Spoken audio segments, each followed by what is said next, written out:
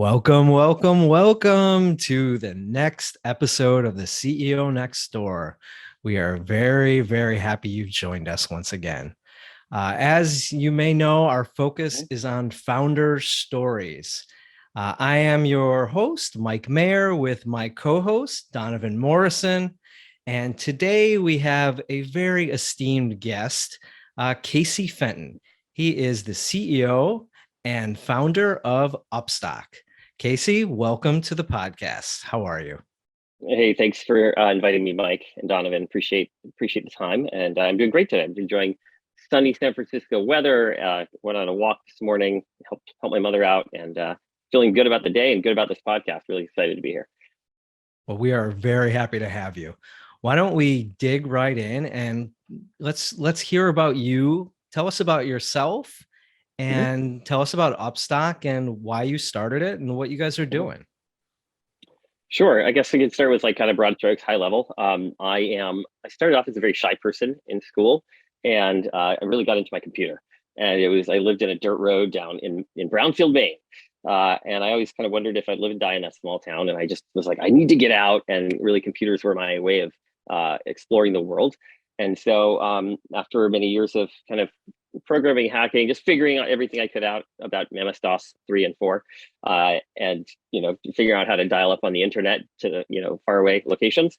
I started doing my own computer consulting and became a programmer when I was like 16, 17. Started my own companies. Started my first company. Kind of sold that after a while. Got involved in politics in Alaska for a few years, working for the governor and the minority leader. So one thing that's always been true for me is I always really wanted to help people. And I've always felt this huge drive to have some kind of impact, do something meaningful, where I felt like I wasn't just trading time for money, but really contributing to something and wanting to do that with other people. Like, oh, let's all get together and cooperate and create something greater. I did that with Couchsurfing, the backstage path to the world, 20 million members all around the world, did all the programming there, built it up to $3 million in revenue, brought it to Silicon Valley. So I spent many years here in Silicon Valley. And I love also getting into like med tech and like health, longevity. And I really love talking about human ego. And my wife and I are writing a book about that. So currently I am pouring all my time into working on Upstock, which is really all about providing a way for people to share their companies and increase worker ownership in the world. We think this is really important. Instead of the rich getting richer, we want to create a way for the average person to receive some equity and upside and get involved in a company and want to do the best work of their life. So that's I spend most of my days working on sharing equity with the world. And I'm going to plug Upstock right at the beginning because we are a customer, Main Event Digital, and we've been a customer. Gosh, it's been 2 years, I think. It was one. Right. It's one of the first things we did as a company. My vision was that I want this to be an employee-owned business, and I don't remember how I found you. Maybe you do, but I found you, and you were. I mean, you're still, I guess, considered a startup. You were a startup then, and I felt like maybe we were like one of your first customers, but I don't know. That's right. Yeah. Early customers. Yeah. Early customers. Thank you. Yeah. And we started distributing restricted stock units to the team from the beginning of our business. And I think that is one of the key contributors to our employee loyalty and growth. So I love it. It's been critical for our success. So I appreciate it. Thanks for building it. Yeah, thanks, Mike. That's quite the plug. Appreciate that.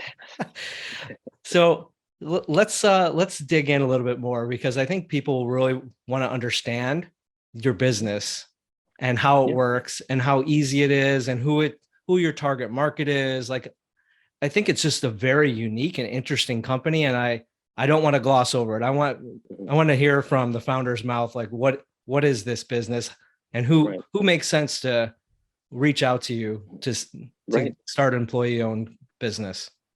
Sure. Yeah. So I first got involved in this when I brought Couchsurfing to Silicon Valley. We had 50 workers from all over the world, and we probably had some of the best investors in the world. Benchmark, General Catalyst did our Series A and B. and it almost doesn't get better than that. We also had Oric, which is the lawyer of the year was our guy Steve. He was lawyer of the year for the Instagram deal. He helped Facebook acquire Instagram, and he did early Facebook equity. And so when he gave us their stock option agreements, and we gave those to our workers, but the workers they thought it was a scam because they would have to buy the equity, and they thought, why would I have to buy the equity? I'm working my butt off here, and that just seems weird. And why can't you tell me about what this equity means? I guess I'll just sign the agreement, put it in a drawer, and forget about it. And so really, it had this kind of it had the opposite result where people were demoralized and motivated. That just really bothered me. I thought, why in this day and age in Silicon Valley, it's supposed to be the most cooperative place in the world where dreams are made, why is this so misaligned? And so I dug into it, and I went back to our lawyer, Steve, and he laughed. He's like, well, we've got better systems now. Those are kind of, stock options are kind of becoming antiquated. There's better systems that motivate people. I said, why can't we just have a dashboard or something workers can just see their equity? Wouldn't that be great? Like, well, that's hundreds of thousands of dollars if you want to acquire, have a provider for that. He's like, just keep moving, use these stock options. And we did, but it really stuck with me. And so really quickly, I said, we have to innovate here. And we found somebody who'd give us the restricted stock unit documents for $30,000 for the boilerplate. And we created a dashboard out of some Google spreadsheets. Mm-hmm. And it blew me away when people could see what they have, they can understand it, and they really got on board. And then what happened was we got one of the other top investors at Founders Fund said, this is amazing, you should make this a company. So we got to work, they made an investment, and that was a couple of years ago. So really what this is trying to do is trying to make it easy for companies to share equity instead of it being a scary thing where you're worried that, okay, what are people going to do, vote me off the board or something, and am I going to share equity and then regret it later? Is it going to create a legal quagmire? All of these questions, or maybe I can't afford it, or maybe workers just don't understand it. We want to solve all of those problems. We want to really truly create alignment where workers want to do the best work of their life. They can trust, they can transact with the company. They want to, you can attract them more easily, you can motivate them and then retain them, double or triple the retention. That's really what it's all about. And we came with some of the world's best equity experts and lawyers, and my co-founder, Arna, who had done equity for Fortune 100s, he did 30% of Fortune 100s. We put together a system that works in 70 plus countries. It has a visual dashboard and mobile apps that workers can see and understand. And we do the heavy lifting for the company. So the company doesn't have to do that planned communication. Basically, how do you communicate about what this is? How is it valuable? And then that ongoing communication, which usually kind of gets forgotten about. So we do that. We also do the plan creation so that you don't need a lawyer to do all the legal doc writing. Right. And then people can trust and transact because they know it's a standardized set of documents. It's safe and balanced for all parties. But what we don't do is we don't do the what is cap table. We don't provide a cap table, a full cap table. That is usually done by the Cartas or the Shareworks of the world, the many cap table providers out there, and that is really about equity reporting. So that is like, what does the founder have? What does what do the investors have? It's kind of cut and dry. It's very kind of boring. It's not really inspiring. And so we are really all about the visual, the inspiration, getting people psyched to commit their fullest and stay with the company and solve hard problems. I'm not sure if I answered all your questions, but for me, as I was a startup and had, I love the idea of employee equity. And one of the most appealing things about your platform is I didn't have to spend a lot of money to get going. I mean, it was like, right.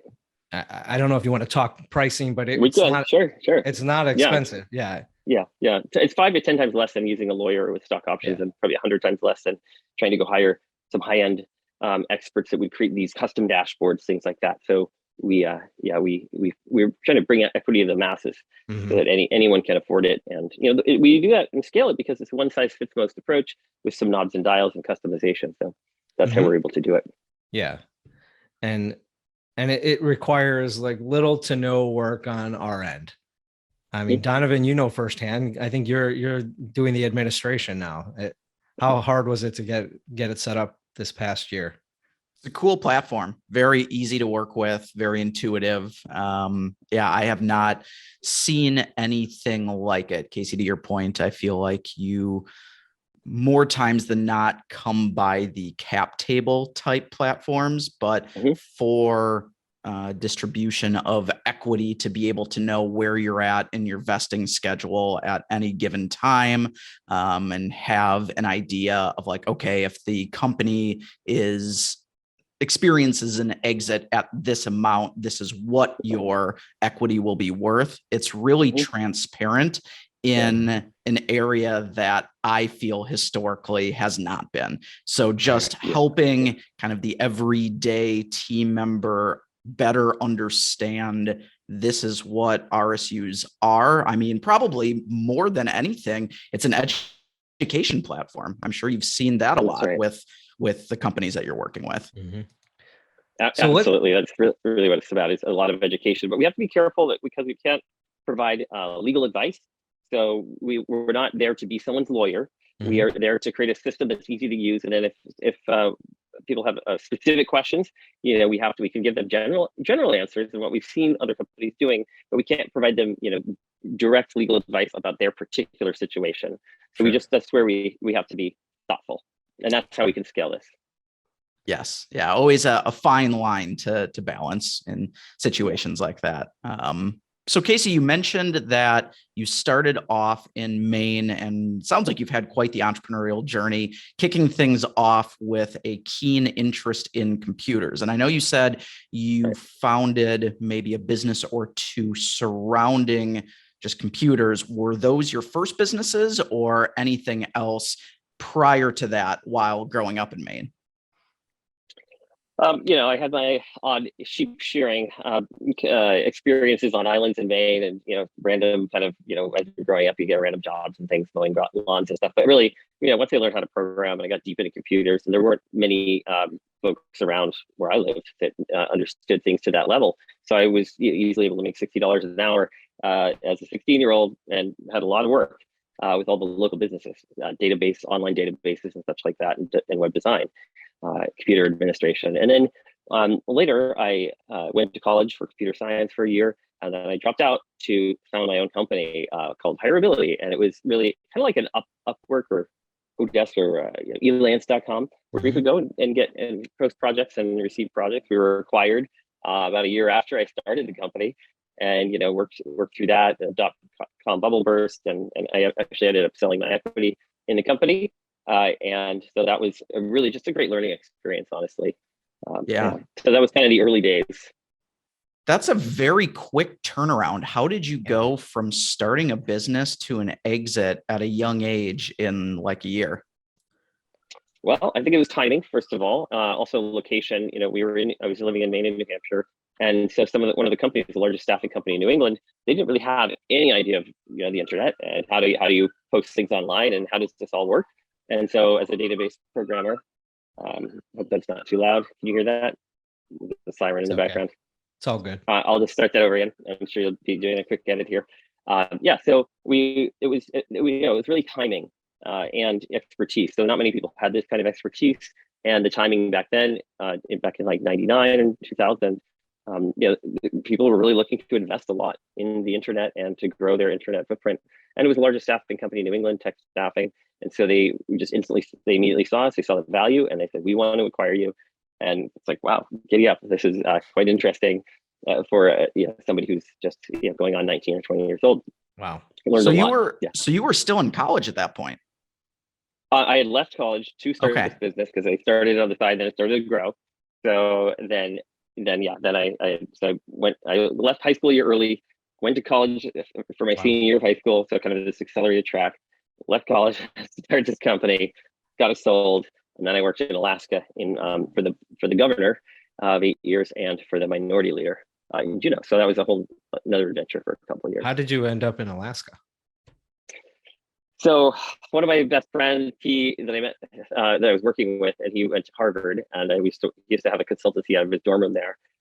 He said, "Hey, I've got this friend. He's a minority leader in Alaska, and he's looking for somebody who understands like all of these different things." And he said, "I think you would be a really good match for this. You just sold your company. Maybe now's a good time to go check that out." Alaska is the one state I've never been to. And as the representative there always likes to say, we got to reverse the brain drain. All the smart people just leave Alaska. So he's like, we're going to reverse the brain drain. We're going to get you up here. And I really became I just love Alaska. I would go back there every year or two to live for a month or two, work from there. Wow. So made some good roots there. Learned a lot about politics and federal and state and on. But really what I got out of that is if you want to change things and improve things, you can't. It's hard to do it from inside of politics sometimes because you're basically operating inside of the box. You need to do what the electorate wants, and that's what your duty is to do. So if you're operating outside of that box, that's a little iffy. So then I decided to work on Couchsurfing. So as I was working on the campaign, and then on nights and weekends, everybody come out to the bar, let's go. People like to go to the bars in Alaska, and I say, well, not tonight. I'm going to see about a thing, and I just sit there, keep programming Couchsurfing, and sometimes I program for 3 days straight without sleeping. I just get so excited about it. When I think one of the best lessons I learned is the best fuel for a startup or an idea is when you get feedback from people using it. Say, this is great, it's changing my life, or creating some value. That is a thing that fuels you more than anything. So I'd say anybody starting a company, you want to get that MVP out there. You want to create something where you can get positive feedback, because that energy will keep you going, days on end. Now tell us more of how Couchsurfing works. Sure. So Couchsurfing is a backstage pass to the world.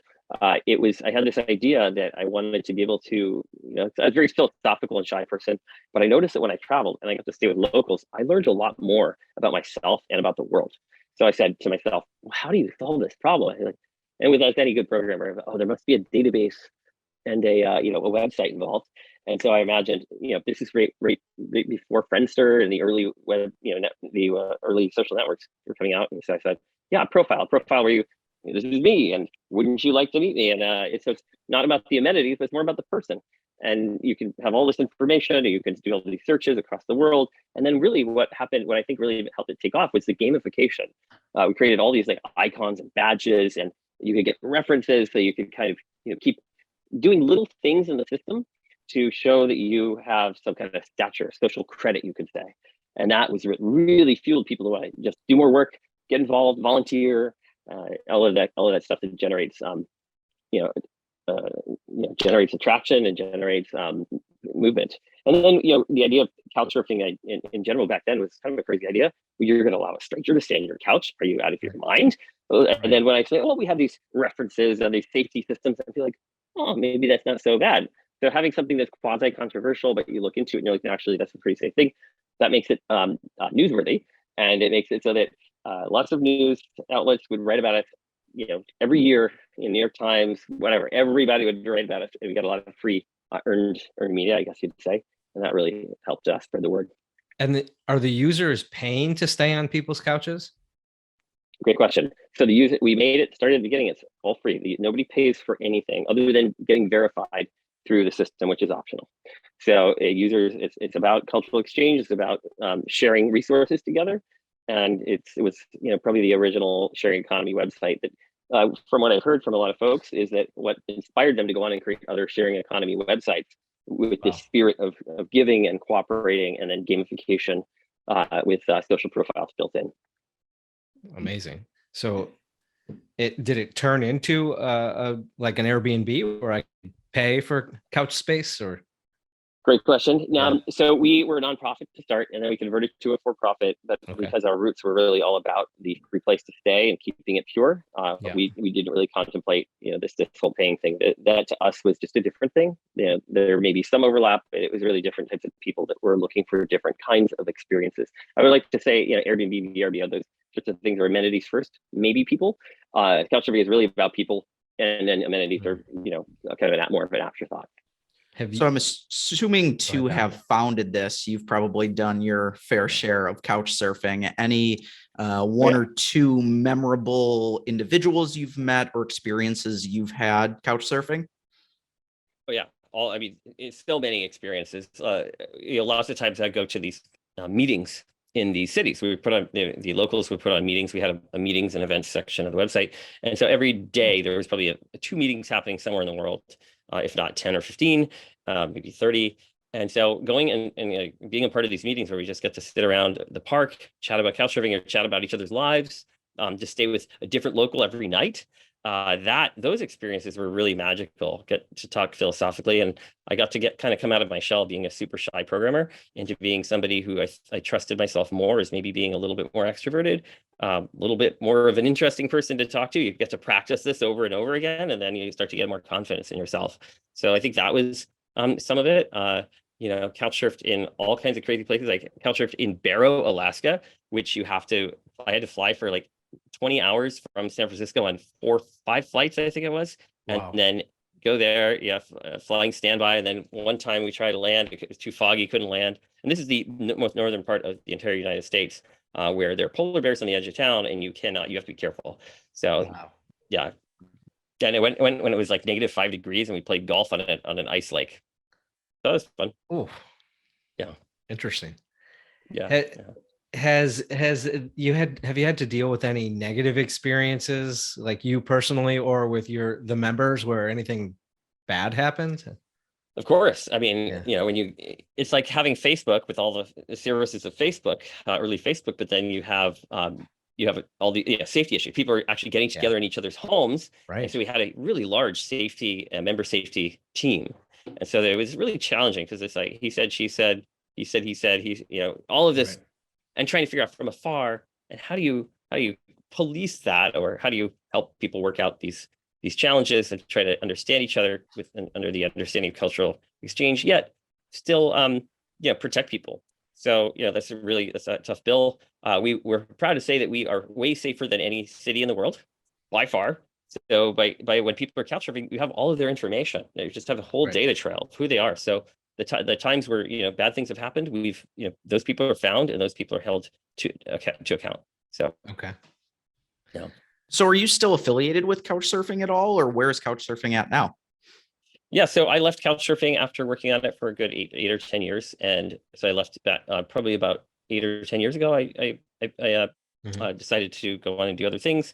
There were lots of investors involved, lots of cooks in the kitchen, and I put my time in. So I was like, I wanted to work on some other things and help other companies and do more advising and such. So I did. I decided to move on. My co-founder and I decided to move on. It was a great experience. I help Couchsurfing out in every way I can. I'm still one of the largest individual shareholders, so I try to help in any way I can. But I'm now more focused on some other things.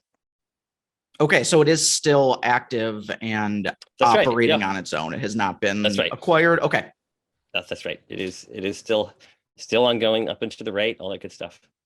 That's awesome. Yeah. Your baby's all grown up. Yeah, it certainly has. Yeah, it's true. So during your time there, I'm just looking at your LinkedIn. It appears as if you started another business. That's right. Yes. Tell us about that one. Just after I left Couchsurfing, I started, and it was part of my experiences in Couchsurfing and watching people have challenges with identity and their egos. So a lot of times we see these kind of ego tit for tat downward spirals that would appear, where somebody says, "Hey, you did something wrong," and then the reference coming back would say, no, it wasn't me, it was you. And then it would spiral into this larger and larger kind of miscommunication, and people trying to invalidate each other's complete identities. And so I thought, there's this funny thing about ego, where we're disincentivized to look at our ego. We're trying to either kill our ego, or we are trying to I don't know, just make ourselves feel better and avoid things that feel bad and go towards things that feel good. And we are disincentivized to share with people what we actually think or what's actually going on, because we don't want to rock the boat or jeopardize a future opportunity. So we all often live in life where we can't see understand how other people are experiencing us. And I thought, wow, that's just a huge blind spot in life. And so I wanted to create a company where you could get feedback and understand how you're coming across in the world in a way that's safe, but doesn't trigger these downward spirals. So it was, excuse me, the company Wonder was all about, how do you receive 360-degree feedback and then use that to improve yourself? So we, a mobile app, and we raised a couple $1 million. Unfortunately, I wasn't able to get it over the chasm, or whatever you want to call it. And, around the 2016, 2017 time period, we had to put it on pause, you could say, and maybe come back to it some other time. But right around that time is when I started really thinking about equity. We were using all of these different, things with Upstock, this kind of functionality in that company and other companies. And that's where I started to think, why it would be great if it seems like this could be scaled to the world. And a few years later, Cyan Bannister said, she's from Founders Fund. She said, you should make this a company. You should we registered in Delaware. And that's when things got really, really interesting. You've had so many interesting ventures that are very unique because they're not related. I mean, there's definitely some commonalities, but when we talk to most entrepreneurs, they're in an industry and they keep moving through that industry and starting businesses. There's a lot more similarities, which I find intriguing. But let's go back. Think about, each step along your journey and the lessons you learned and what you took to the next venture and things that you want, our listeners to learn from your mistakes or things that you did well that you'd like to share. Absolutely. I think probably one of the biggest lessons I've learned is that around leadership and mission vision. Like, what are we doing? And when I started off, I was kind of like the lone wolf computer programmer. It's like, all right, here we go. I'm just going to keep programming. I don't have time to show you anything because I don't know. That takes time, and I'm going to keep programming. And so you kind of get yourself into this. You reach a limit of what you could, how much impact you could have. And so I thoroughly explored that. But I got to this point where I'm like, if I want to have more impact, I have to learn how to lead. And I'm a super shy person. And the idea of somebody saying, all right, Casey, now's your time to go up on the podium and say something. I'm like, that's super scary to me as a super introvert. It's one of the shyest kids in my class. And I said, I need to learn this. So I started just getting into all these books about leadership and personal development, emotional equations and emotional, leadership, the Daniel Goleman stuff. And that, took time. It took 10 years.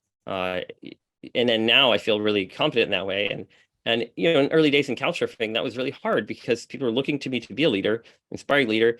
And it was challenging. So what I learned, I think, is that a lot of the challenges I ran into in Couchsurfing were because I wasn't being an inspirational leader. And also early on, we didn't have, we had a vague mission, like, okay, we're going to share couches and something's going to happen. It's kind of like the underpants gnomes. Stage 1, serve on couches. Stage 3, profits or success or something. What's stage 2? What is stage 2? And so, really focusing in on, well, why are we here? What is our vision? What's the future of the world we're trying to create together? What is a mission? How are we going to get there together? And getting everyone in on the same kind of mission and goals, and knowing what to do and what not to do, really focusing people's attention and energy, so powerful. Before that, we called it a do-ocracy. If you've got an idea, just get in there and do it. And then you have 100 people are all going in different directions, getting pissed off at each other. Like, why aren't you climbing my mountain? Hey, why aren't you climbing my mountain? Why do we climb this mountain halfway? And then we just gave up on that. And I did all this work, and then you get people that are upset. So I just really learned that this is super, super important. So really getting your mission and vision down, getting that clarity of purpose, and then also, being a good leader to folks, knowing which leadership style to use. Is it like things are on fire? I need a commanding leadership style just for a little bit, or am I going to be that? I started off as an affiliative leader. Hey, kumbaya, let's just get along, everybody. But then you have trouble with when things get challenging. So I learned how to be a coach, how to help people, believe in people and help them grow, and help that, and then also to keep reminding people of the vision. Where are we going? And not just keeping people in the dark and imagining that they'll just get it or understand, because culture doesn't really grow well that way. So I think that's some of the biggest pieces. Also, early on, I would avoid things that were difficult, emotionally difficult, or challenges. And I had to learn to take on, anytime there's something difficult, a difficult conversation needs to happen, I'm like, I will volunteer myself for that. I will do that. I like doing it. Really turning myself around and deciding that I'm going to, not let things slide, but have a compassionate but difficult conversation so that we get to a better place faster. So you've put a lot of time and effort into developing your perspective on leadership. Who are some leaders who have inspired you or have informed your mission, your value set, and your overall perspective on leadership? Yeah, I think there's so many different people that have had little pieces that have certainly added to it. I think for when it comes to the mission, vision, stuff like that, the early days of Simon Sinek, the why, how, what versus what, how, why, really thinking in those terms, that really inspired me. I'm like, wow, as a computer programmer, I'm just thinking about the what all the time. Let me tell you about the specifications and then like, why are we here? That's, maybe something that's like an afterthought, and really, shifting that around and really, starting with why. And there's even some better models now, which are intriguing. They're starting with who, like, who are we? And then why are we doing this? Right. So I think there are folks like that. It just really reading all kinds of stories. I have an Audible account with 500 books, and I just listened to Audible at 2x, 3x constantly, like walking around, multitasking, going on runs, whatever. And I think that just all of that download of so many different authors and so many different stories has been really inspiring. And a lot of it could even just be somebody like Carol Dweck and her really trying to figure out the growth mindset stuff, and then really seeing that and bringing that to the world. I see her as like an incredible leader in bringing something that just is so valuable and then sharing that to the world in a really inspiring way. And then so many people that can be vulnerable. When a leader is able to talk about their challenges, how they have things to learn and grow, that they can apologize, that they can, and then seeing so many leaders, more and more leaders these days coming forward, being able to do that instead of just digging in and being like, I'm not wrong, you're wrong. You get this kind of polarization, downward spiral stuff, that they can really lead us out of polarization and miscommunication. All of the leaders out there that have done that, I have a reading list that I go to, but yeah, I would say there's quite a few. We have a lot of listeners who are either newly entrepreneurs, they're just started, they're just getting their feet wet, or they're thinking about it and they're maybe stuck in their 9 to 5 and they really want to make a move. What kind of advice could you share with those folks of how to get the ball rolling? Yeah, I think the best way to get the ball rolling is to start getting on YouTube, get a premium account, and listen to as many things at 2x as you possibly can. I do 2 hours every day of YouTube at 2x, and so I can get through lots of Jason Calacanis, his video blogs or his podcasts. You just want to immerse yourself in all the things that you get excited about, and also tell yourself, I like this. This is exciting, and to really build that identity around being excited and being hungry to learn more. Also surrounding yourself with other people that are thinking in that way. If you're the only person that who's curious and working toward building those muscles, then it's gonna be hard because you're kind of swimming upstream. But when you're surrounding yourself with people that are excited about this and you're bouncing ideas off each other, and that is really what's going to suddenly the river that you're swimming in is flowing in the direction that you want to go. That I think is probably one of the most valuable pieces. But really working on your identity. I am somebody who loves this. I am somebody who's becoming an entrepreneur. I am somebody who someday will be able to, whether it's quit your job or move on. But I think the biggest thing is creating that identity, understanding. Because I was mentoring somebody the other day, and I could just see they didn't understand all the different concepts of how minimal viable product, and there's just a lot of kind of core foundational things, and then how do you go about going through seed, Series A, that whole process, just some structural stuff. And it was like, you got to really get into the learning. You got to just immerse yourself, because when you want to talk to investors and you want to inspire other folks to be on the adventure with you, you need to really know what you're talking about. So that's really, really key. The more you can learn upfront, the easier the path will be. Casey, going off of that to something that you mentioned earlier, and I think for some of our younger listeners, do you have any advice surrounding those who may be looking at the decision to pause schooling to pursue an idea or a business that they have? Because I can't imagine for many folks that is an easy decision. So curious if you have any learnings or advice from how you approach that decision. Yeah, so I would say the gating factor there is what kind of industry or what kind of work will you be doing in the future? Clearly, because there's not enough tech people out there, it's an easy one. If you left college or something to work on tech, and you are really a true self-starter and autodidactic, and you can learn, and you're just hungry to learn, that's like for me, that worked. That worked for me. It works for a lot of other CEOs that we know of every day, that we hear about every day, some pretty famous ones. And so I think that can work. But that certainly works in tech, where people don't care so much about your background, which school you went to, as much. It's more like, what can you do for me to solve this problem now? So that's easy. But if you're going to be in an industry that highly values, your resume and your schooling, this could be harder.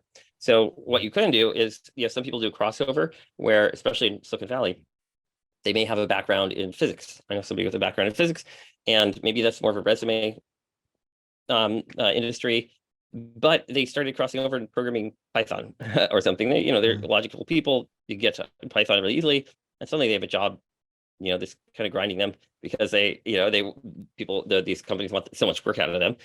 They just need this work to be done. But hey, there you go. That the resume was less important, and what you can do for me now here was more important. So I think that's how the model that I use to try to make decisions like that. Good tips. Out of respect for your time, I just wanted to see if you had any final nuggets of wisdom for our listeners, and we can call it. And would love to know how you are taking Upstock to the next level. What's next for the business? Yeah, sure. I cover both of those things. So for for us, what's to the next level is we needed to prove ourselves down market with smaller companies and just make sure we get our ducks in a row. We get the sign off from the world's top lawyers, and we have enough customers. We're proving there's a there. And now we're going after larger customers, hundreds to thousands of workers. And so that's really the economics make a lot more sense at that level. So that's why we're talking to companies at that level. Really, it's just about getting up to $100,000 in monthly recurring revenue. That puts us in a very good situation to either raise more on our terms or to even bootstrap from there, right? Once you have that income source, it makes it a lot easier. Also, trying to raise enough runway to have get through any economic downturns that may be on in the future here. So for us, what's next is just really expanding. We think we found product market fit, and now we're just expanding the ease of use, the inspirational materials, the learning materials, the onboarding flow, really just smoothing things out and making sure we have an API that other companies can plug into, or we can do secondary markets where people can sell their equity. People can look at their equity portfolio and see all of the companies that they have equity in. There's a lot of things like that. But get back to your question, Mike. And I think that the question was really like any other kind of parting tidbits or things that I can think about. There's certainly a lot of pieces to it, but I think when you're building a company, I would come back to there's like these three pillars that are super important in getting that company going. One is inspiring leadership to the degree that you can do that and practice that. And that means, sending out investor updates on a quarterly or monthly basis, that inspires your stakeholders. Really communicating with your workers in whatever way you can to make sure they know this is the big vision, and this is where we're going, reminding them of why it's valuable. And then, of course, sharing ownership, I think, is huge. Those are the three ways in which you could harness everybody's neural network together. As if it's just time for money, if it's just a job, then folks are going to kind of treat it that way. They're like, all right, well, just tell me what to do and I'll do it. And then kind of punch in, punch out. But if they're thinking more in the long term, and they think of themselves as an owner, because whatever we own, we identify with. When we identify with something, we cross our identity with something, we automatically want to improve anything that we are positively identified with. And that means it's an exponential function. It means that workers will want to, think of, how they answer the phone, or that staying a little longer and making sure that code base is even better than it was, a little bit more robust. There's all these residual and exponential effects. So if you can think about things in those ways, like, how do I be an inspiring leader? How do I grow that a bit? How do I grow or make sure we keep updating and improving our mission and vision and values, things like that? And then how do I make sure people identify with being a part of this solution, this journey, this adventure together? There's just a lot of benefits to that kind of alignment. So those are the things that are the core of building a company that relies on growth and scaling, and a bunch of people working together and not freaking out and getting mad at each other, but really coming in and solving hard problems. Great advice. Yeah. All righty. Well, Casey, thank you so much for joining us today. Pleasure. I think this was a very helpful and inspiring discussion, and I think our listeners will get a lot out of it, and we really appreciate your time. Yeah, thank you both, Mike and Donovan, and thanks to everyone at Made Event for all your being part of our vision. Really appreciate it. Thanks, Casey. Yeah. Cheers. Right. Take care. Bye. Cheers. Everybody got a dream, let me show you all love. From an idea, working it into a startup. This the show that you need, what more could you ask for? Never know who become the CEO next door. Tune in, every episode insightful. The type of vibe you will want to subscribe to. Let's go. Hey.